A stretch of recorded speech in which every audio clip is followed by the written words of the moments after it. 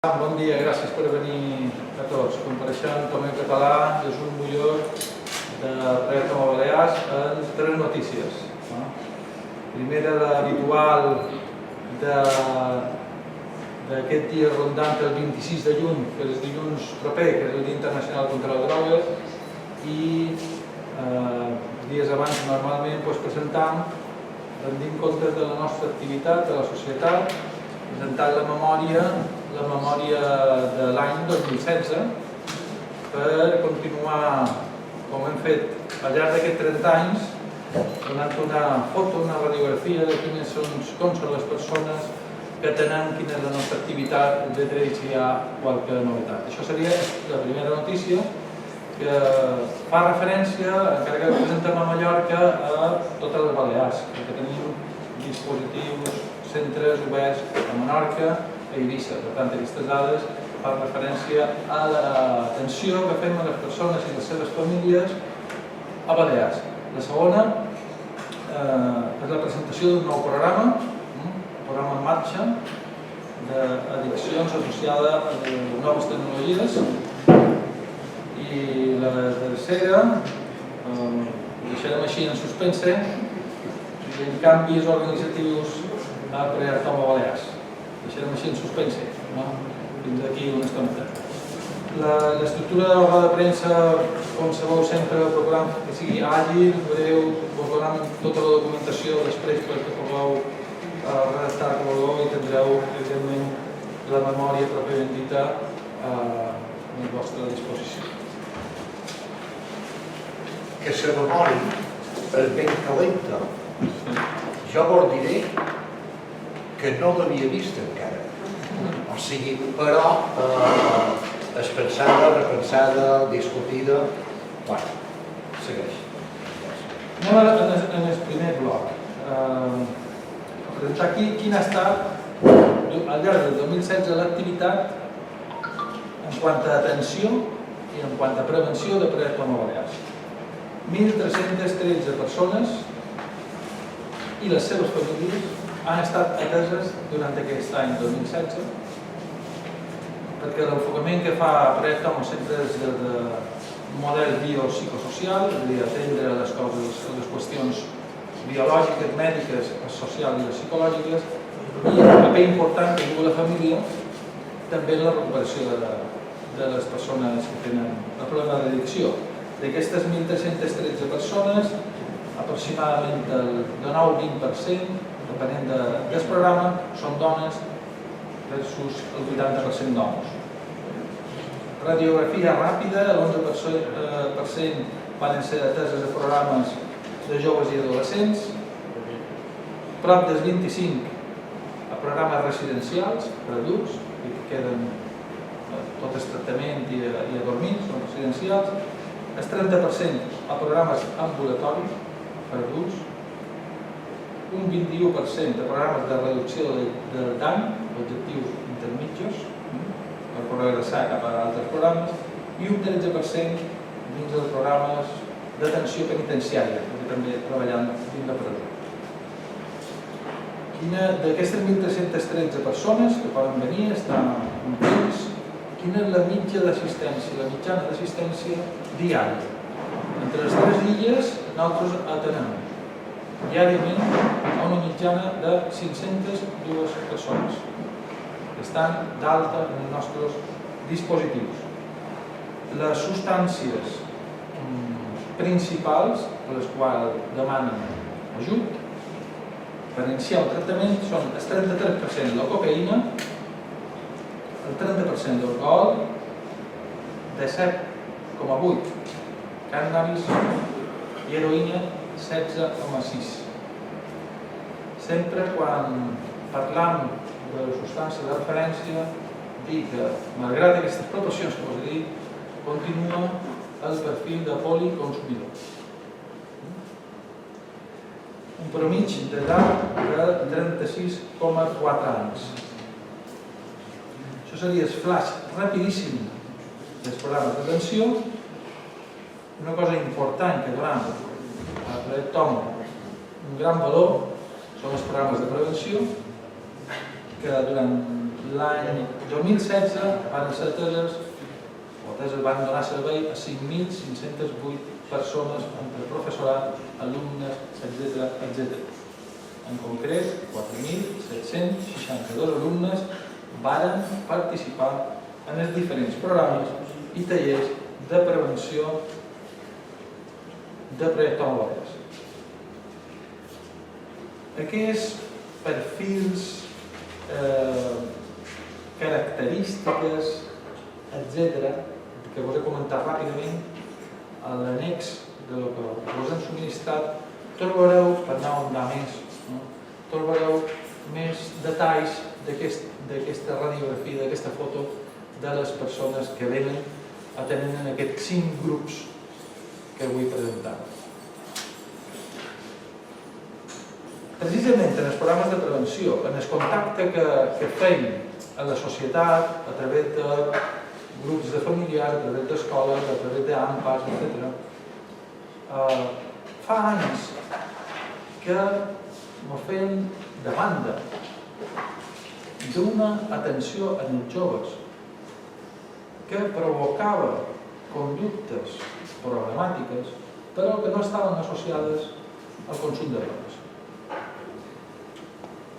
Nosaltres ens resistíem de dir anem a esperar, anem a veure com va aquesta cosa, estic xerrant de fa 3 o 4 anys, i quan se presentava aquesta conducta o aquesta addicció, sobretot en les tecnologies, associada, per exemple, al consum de cànnabis, doncs sí, entraven en el programa per al consum de cànnabis i se treballaven les dues coses. Van ser prudents, però a la vegada hem estat responsables. Durant aquests 3 anys l'equip de Projecte Homo s'ha estat preparant, s'ha estat especialitzant i grups nostres de terapeutes han fet la formació corresponent i el disseny de lo que presenta ara, que és la segona notícia. Projecte Homo presenta un nou programa d'atenció a través de l'abús de les noves tecnologies. Aquest és un programa que, a part de la prudència, la responsabilitat, etc., han de matisar molt. No deim que les noves tecnologies siguin dolentes i prou ferides. Són útils, inclús en determinats aspectes indispensables avui en dia, però això no vol dir que hi hagi persones, el seu perfil, tant joves com adultes, facin més enllà de l'ús, facin un abús o un mal ús d'aquesta eina. Sempre deim que les eines en si mateixes no són ni bones ni dolentes. I a vegades serveix per tallar pa i per altres coses més futures. Seria el símil de les noves tecnologies. Hi ha persones que tenen un ús responsable, adequat a la feina, a nivell particular, etc., però d'altres, sobretot sabeu de sobre dins el tema dels adolescents i no tan adolescents, fan un ús tendent a l'abús i sobretot un mal ús. És això el que justifica la posta en marxa d'aquest programa de socioaddiccions, sobretot centrades en l'abús de les tecnologies de les ciberaddiccions. Aquest programa té 3 línies de treball. Exactament igual, però en tractament diferenciat si es tracta de joves o d'adults, que tenen unes circumstàncies particulars que l'altre. És a dir, aquests 3 programes són idèntics. Un és el d'abús i dependències a les TICs, un altre és de gambling, és un eix de l'ús del joc patològic a través d'internet, jugar, apostes, etc. Gambling com a terme tècnic. I com a darrera línia eix de treball, el que dèiem és perfil hikikomori. Hikikomori, que són una paraula evidentment del Japó, que ja està més que estès, i que aquí ens estem trobant ja casos que fan referència a un profund aïllament social, no sortir de l'habitació, un trastorn en el que és el dia i la nit, en el que són els hàbits normals d'alimentació, de l'hora de dinar, d'en qui dinar, d'en qui relacionar-me, i és tot a través de la xarxa. Viu un món virtual. Aquest tercer eix se dona més freqüència en els adolescents, però qualque adult ja també presenta aquests símptomes. Si avui ho presentem és per donar a conèixer aquest dispositiu, perquè fins ara, tant a escoles, a professors, famílies, deien grau, pistoletat per sortida, i Tomok torna a comprometre-se en el que és un servei de la societat amb un tema d'addicció, en aquest cas no lligat a una substància. Vos ho poso aquí en la referència, les dues franges d'edat són de 9 a 25 amb aquests tres eixos i de 25 per endavant, 50 anys. No vull fer més insistència, si després veieu en quant al perfil que vos presentàvem en els annexos de les persones que tenem i quedant de la vostra disposició, ja donaria pas a la tercera notícia. Us he anunciat que són canvis en l'estructura del Real Tomok Balears i dono la paraula a Antoni Mercadal.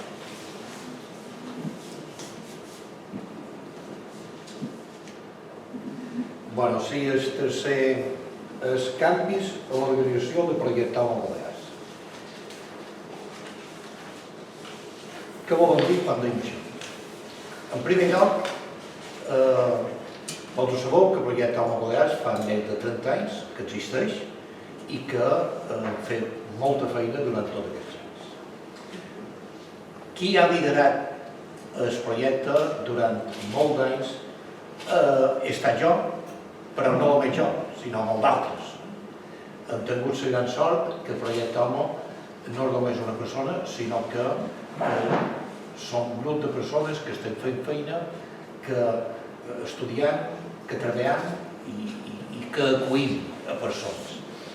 Però ha arribat un moment en què, però jo tinc 75 anys, ja llargs. Dic llargs perquè preferia 75, no? I per tant, hem pensat molt, hem consultat, hem parlat com podríem fer el relleu executiu de la presidència del projecte Tomok Balears. Dic que l'hem parlat, l'hem consultat a gent de fora i gent de dins. Hem fet tot un procés de relleu, jo crec que és molt guapo i molt ric. I en el final hem decidit un grapat de coses. No us diré això perquè no és perquè tot el procés i tal. Tenim molt clar el projecte Tomok Balears que l'important és el projecte Tomok Balears, la marca. No tant una persona o l'altra, a pesar que les persones tenen el seu pas. I per altra part també tenim molt important que és passar d'un lideratge personal a passar a un lideratge institucional. I aquest és el treball que fa un temps hem anat fent i que volen seguir fent amb molt més pes.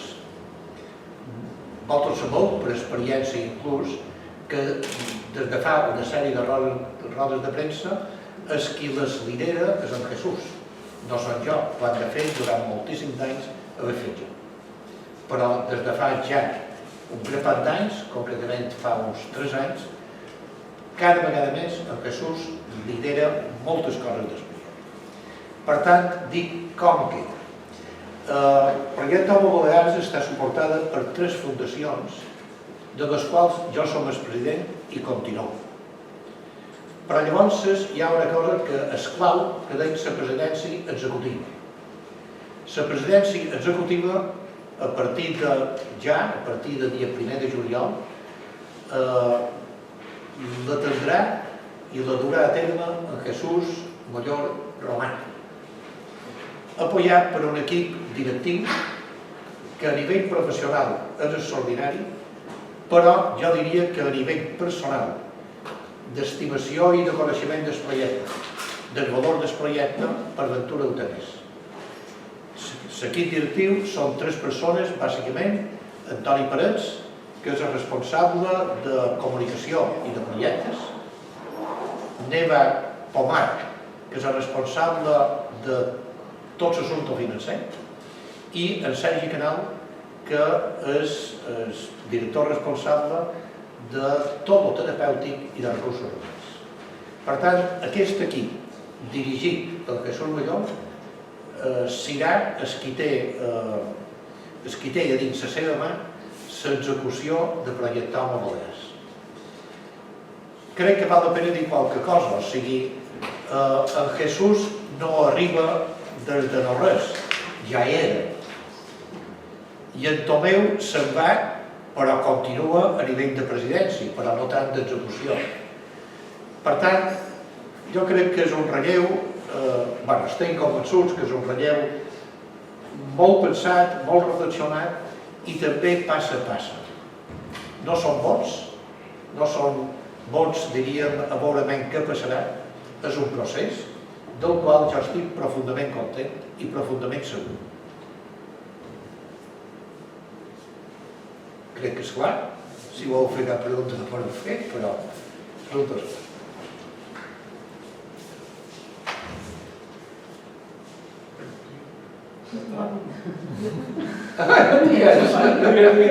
No, si pots fer una mica de balanç d'aquests anys.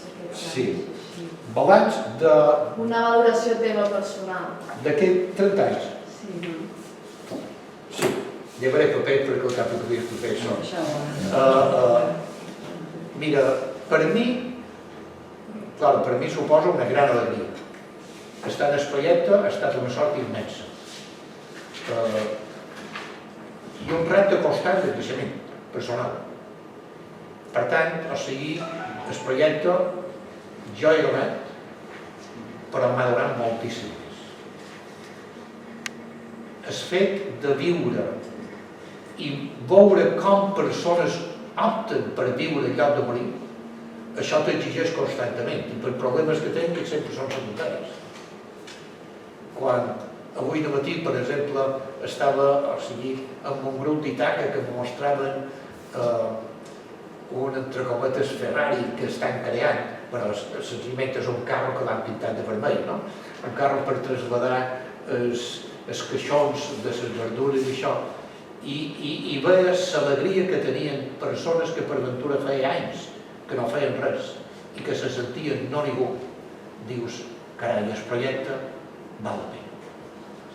Després crec que hi ha una altra cosa que ajuda en això, i és que el projecte des de l'inici, que vàrem repetir molt el que havíem après, però molt aviat vàrem aprendre que havíem d'estar oberts a evolució externa i interna, a autoavaluar-nos, però també a l'evolució externa.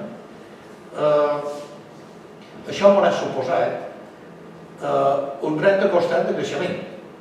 I per això s'hi van començar amb un dispositiu, fa 30 anys, en aquest moment hi ha 23 dispositius distints, segons les edats, i com avui s'ha presentat un dispositiu nou.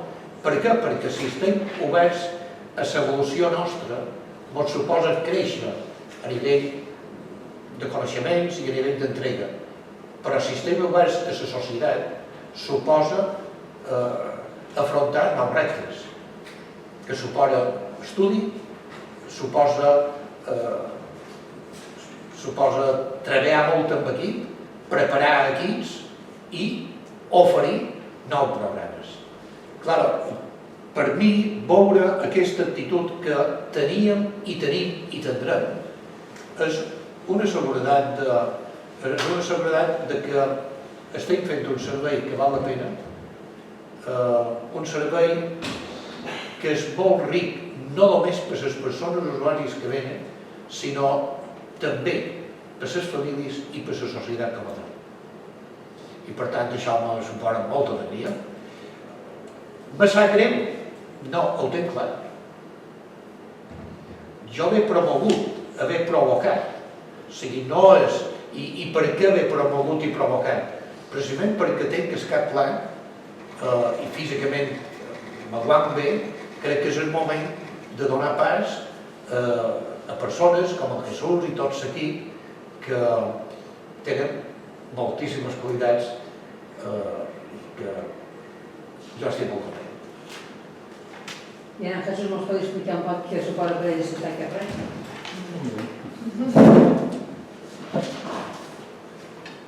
Bueno, acceptar el repte primer no és una sorpresa perquè evidentment això està treballat 3 anys. El primer un honrat, me sento honrat per la confiança que se deposita damunt la meva persona i damunt l'equip. Honrat.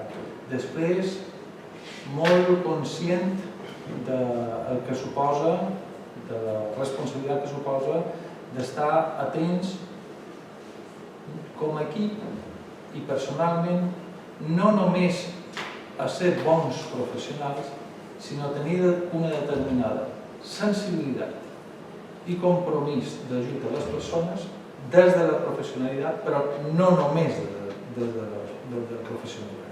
M'explico. Estar en aquest món significa un compromís personal més enllà de la feina i significa tenir una alta vocació i motivació.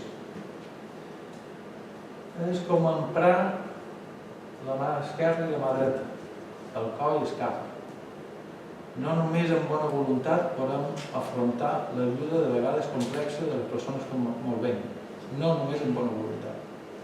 Hem d'estar cada dia investigant, cada dia sent millors, formant-nos, etc. Però retomo l'equip, que és el major tresor que té, és que no només són professionals de l'ús. Són gent compromesa, vinculada amb una manera de fer, i això és el que jo particularment me dona moltíssima seguretat de tirar endavant l'any que ve, d'aquí 10 anys, els que fan falta. Perquè sentir el respaldo de molta gent, un equip extraordinari, famílies, voluntaris, i això te dona, de veritat, molta seguretat per caminar. Yo quería preguntar sobre el nuevo programa de ciberadicciones, a ver si pueden explicar un poquito cómo se va a abordar, ya que va a ser, a ver, es una adicción, pero digo yo que es muy diferente que las otras, a ver, más o menos. Marco, despierta. Te va a tocar, ya te lo dice otra vez. No, Marco és el director del projecte Jove i director i creador d'aquest programa. Per tant, sí, Jesús te diu. Ahora, agafa una cadira. Pues vaya. Esto lo habíamos pactado, ¿te acuerdas? Sí. Él confiaba que no... Él confiaba que no. No, es que lo hará mejor que yo. Por el medio, mucho mejor para ti.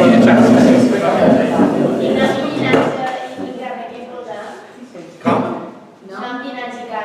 Soy Marcos Campoy y soy el director del área de juventud.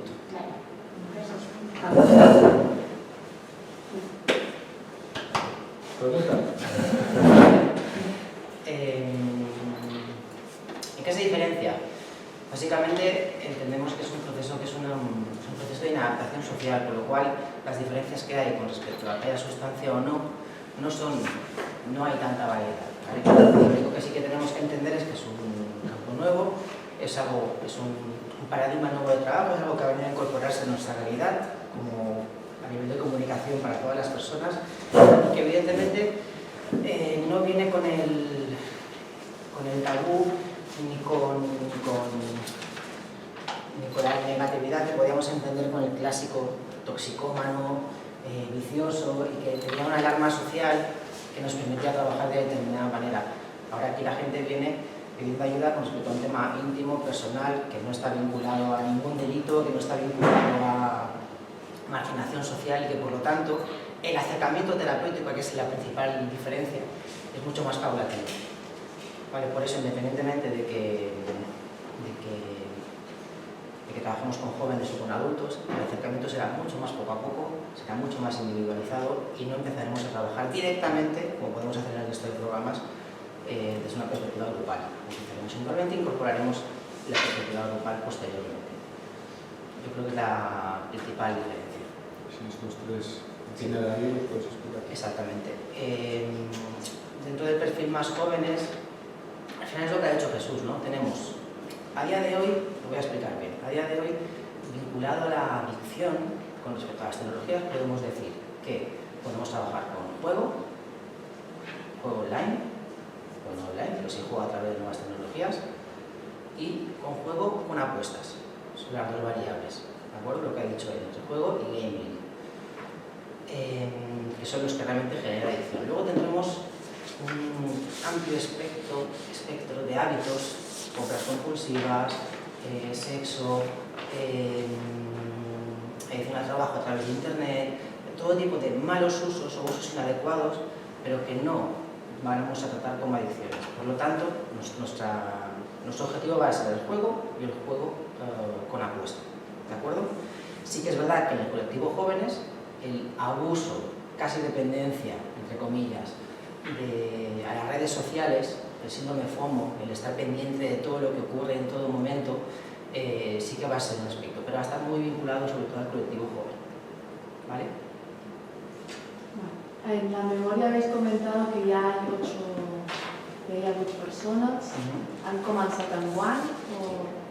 Empezamos a ver hace un mesecito, ahora ya son 10 y tenemos varias demandas más, o sea, parece que no va a parar. Les demandes que venen de pares o d'escoles o us heu posat en contacte amb psicòlegs? A día de hoy, padres y escuelas. Padres i escoles. ¿Y de qué edad hay adultos o son de jóvenes? El mayor tiene 24 años. Entra dentro del rango que hemos marcado. Hemos marcado de 9 a 25 y de 25 en adelante. Hasta ahora las personas que han llegado son menores de 24 años. También es cierto que toda esta demanda y toda esta iniciativa surge del ámbito escolar, que es donde nos llegan las demandas de los AMPAs de los padres. Entonces también es lógico que antes de hacer la publicidad, antes de abrir lo que es el programa, sean estos los usuarios que tenemos. Veremos qué pasa a partir de ahora. A partir de hoy. Veremos qué pasa. Fins a quin punt poden saber que és una addicció, perquè addictes un poc tots són tots. Hi ha un parell de pistes. Quan, per exemple, hi ha una dificultat de control d'impulsos, quan hi ha una concentració, una excessiva concentració només en allò, quan se veuen alterats el ritme habitual de vida, quan no hi ha una confusió de nit-dia, etc., quan hi ha un aïllament social profund, fixeu-vos que pareix que estic xerrant d'una dona. Però és que si miram el perfil, diguéssim, d'abús de noves tecnologies i te trobes un jove, un adult, en el que se tanca l'habitació, que hikikomori, me lo llegaré, sí, hikikomori, me lo llegaré a aprender, prometo que me lo aprendré, hikikomori. Si estem amb aquest perfil, és això?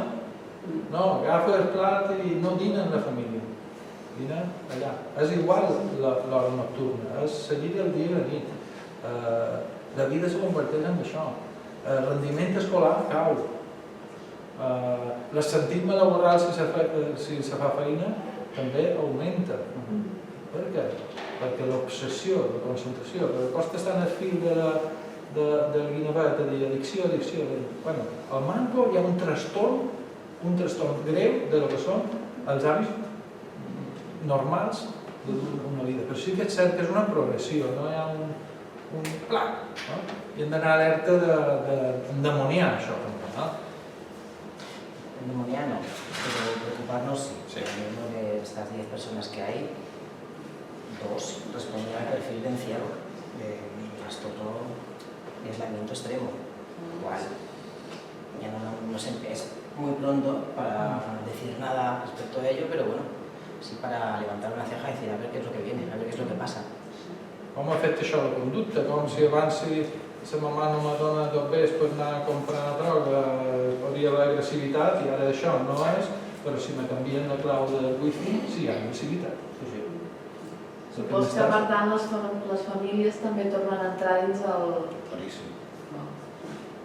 Tanto o más, porque además forma una parte dentro del modelaje, porque no podemos apartar. Así como tenemos muy claro que con drogas el objetivo es consumo cero, con tecnología no, el objetivo es uso responsable, ni más ni menos. Nunca va a ser Es imposible. Claro, es sacarlos del mundo, no tiene sentido ninguno. El mundo va para allá y es un cambio paradigmático que no tiene vuelta atrás. No tiene sentido ir en contra de eso. Molt bé. Jo volia demanar una cosa sobre la memòria, i és si el nombre d'usuaris s'ha incrementat o s'ha reduït en comparació amb l'any anterior, 2015.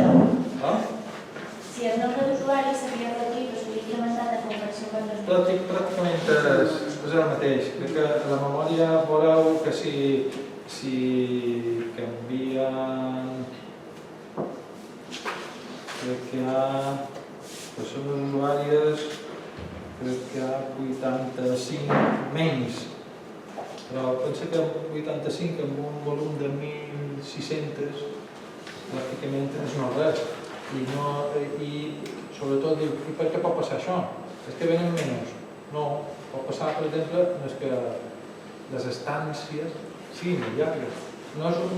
Aquestes aparicions tan petites no és un factor ni de bon ni de dolent, no? Perquè en aquest cas el que s'hi ha augmentat són la gent mitjana que hi ha cada dia en els dispositius. Com s'explica això?